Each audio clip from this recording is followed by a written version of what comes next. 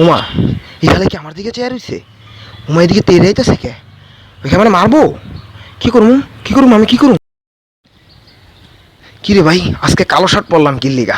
একটা টাইট মাইট গেঞ্জি পরে আইতাম, হেলারে তাহলে একটু ভয় দেখাইতে পারতাম। কি করবো কি করবো? আর ওমা এই হেলার কাছে যদি পিস্তল থাকে, ওমা যদি আমার চিন্তাই করতে হয়, না না আমি একটু পাগলের মতো বাস ধরি, পাগলের মতো বেশ ধরলে মনে হয় কিছু একটা হইব।